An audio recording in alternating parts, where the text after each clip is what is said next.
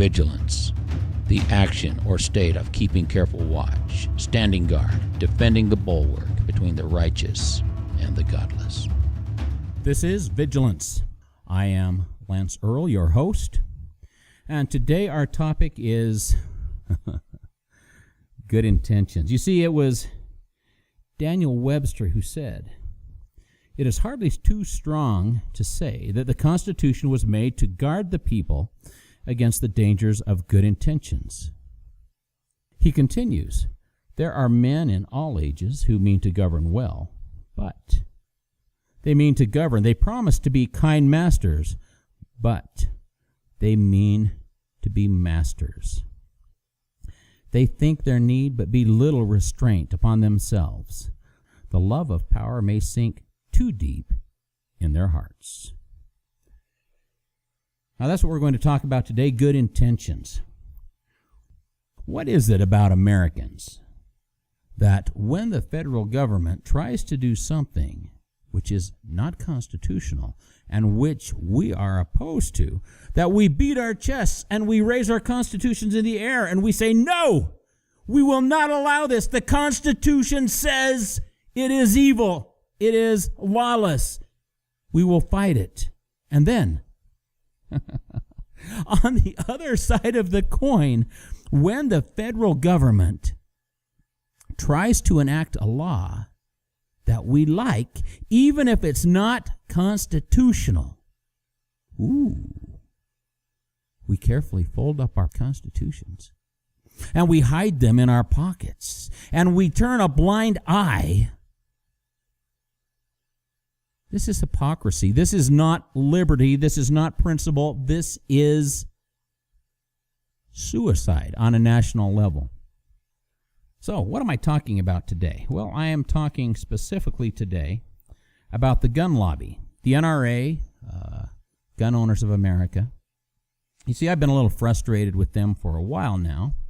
They are both pushing for national carry reciprocity legislation. Now, what that means is that if I have a concealed carry permit from Idaho, which, by the way, is unconstitutional, so they're already basing their legislation on an unconstitutional principle.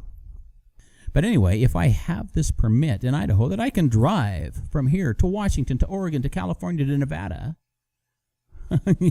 through some of the most crackpot states in the Union, and then back to Idaho, and not have to worry that I will be arrested. Now, I'd do some traveling, and that would be nice. Therefore, this national reciprocity legislation seems well-intentioned, but it's the kind of good intentions that Daniel Webster warned us about. Now, I've been stewing on this for a while, but then just a few days ago, I cracked open my NRA magazine, the American Rifleman.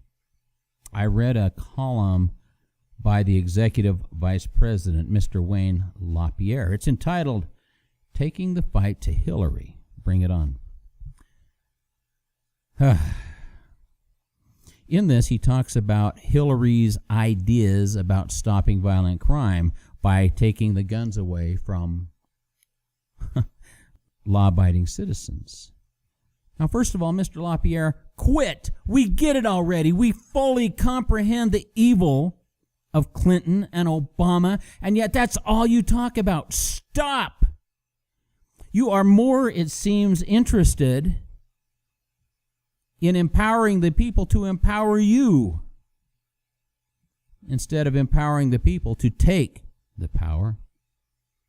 So anyway, here's the rub. He's talking about Hillary wanting to take our guns, and then he goes on and he talks about federal gun laws that are in place already, and if they would just be enforced, that we would have less crime. Now, that's all true. That is all true. And he talks again and again and again about enforcement of existing laws that would jail violent criminals, get rid of them, get them off the streets. Well, that's all well and good, but he seems obsessed with it. He doesn't mention it once or twice, not even 3 times or 4 times or 6 times, but 9 times LaPierre talks about this federal law that if it were just enforced, all gun problems would go away. Well, LaPierre needs to take a second look. He needs to take a constitutional look at what he's saying, because he is completely unjustifiable in his beliefs. You see, now I turn back to the dangers of the good-intentioned bills that Daniel Webster spoke of. You see, here's the danger. Remember, I was talking about when there's a constitutional violation, but we don't mind it.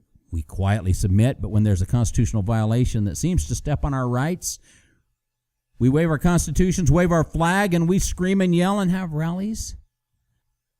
But how can we as a people successfully defend the Constitution of the United States if we simultaneously take actions that would destroy it? And that is exactly, in my opinion, what gun owners of America, what the NRA is doing. You see, Article 1, Section 8 of the Constitution lists all subjects upon which the federal government can legislate. They can write laws about this or that, but it is limited to only those things. And if you're confused about what that means, then the 10th Amendment in the Bill of Rights clearly states that unless a power is specifically delegated to the federal government in the Constitution, that power remains with the people or the states. Search Article 1, Section 8 of the Constitution. See if you can find even one word that would indicate that the federal government has power to make gun laws. It's not there. It can't be found. It is not there. Therefore, federal gun laws must be opposed at every turn. Federal laws for reciprocity are criminal activities that must be resisted.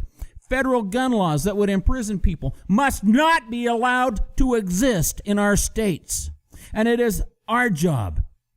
It is our job. It's the people's job. You see, the founders said that the only safe repository for all powers is the people.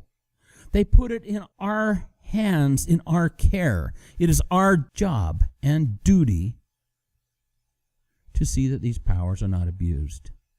So here we have Eric Pratt from GOA. We have Wayne LaPierre from the NRA. They're screaming, "We need reciprocity, federal gun control. We need gun laws to prosecute violent gun users." And never once understand that if they give the federal government power over those parts of our gun laws, then how can they deny the fact that the federal government cannot also limit the number of bullets that you can put in a magazine, limit certain types of magazines, ban this and ban that, and restrict this and restrict that? You cannot give them power with your left hand while telling them they have no power with your right. You're speaking out of both sides of your mouth, and it just simply destroys us. So what should they be doing? What would gun laws look like if we went back to these principles? Now, it would be inconvenient to the effect that each state would have their own laws, and that is complicated when you're trying to travel, and I understand that. And maybe the states could come together and say, hey, what if we did this? Can we all get together and accept this common law, which we will each ratify in our states? Maybe we could do that. But what we cannot do, what we must not do, is allow the federal government to get involved. It just makes things too complicated. But again, the danger is this. If we tell them they have power in this area of gun law and in that area of gun law, then how do we tell them that they have no power in other areas of gun law? And so what it would look like at the state level is that each state would actually represent their people. And I will use Idaho as an example. We fought for several years to bring constitutional carry to Idaho, and we finally got it. Now, the lawless, criminal, haters of the Constitution in Idaho, and we have got a grundle full of them, They resisted. But we continued to fight, and every rally got bigger, and every petition was signed by more, and the people were making their voices heard. They were demanding this of their legislators.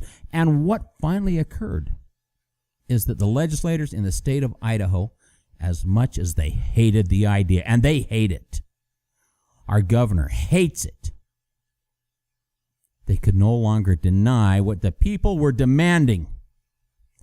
And when it came to an election year, the cowards, the criminals, the evil men and women finally had to roll over and accept what they hated. Because we, the people of Idaho, didn't. We didn't hate it. You see, that's what our government is supposed to look like. That's how it's supposed to work. The founders established it so that all forms of government would be handled at a level that is as close to the people as possible. When gun laws are handled at the state level, we have controls. We have input. When it's handled at the federal level, we lose all input. And so I would ask the gun lobby to stop asking us to send them money so that we can empower them in their silly fight against the federal government. But that instead, they ask for money so that they can launch campaigns to educate and inform the people in every state about their rights, that they can and that they must take control at the state level, that they can and they must demand of their governors, their legislators, their sheriffs, their county commissioners, their mayors, their police chiefs, that when the federal government tries to pass a law in our state that is not specifically delegated to them in Article 1, Section 8, that they must resist the federal government, that they must see that that law is never enforced here. Because if that law is allowed to be enforced in the states, the people of the states will know that they have every right and every power to eject those criminal office holders, and that they will do it. I'm Lance Earl. I'll see you soon.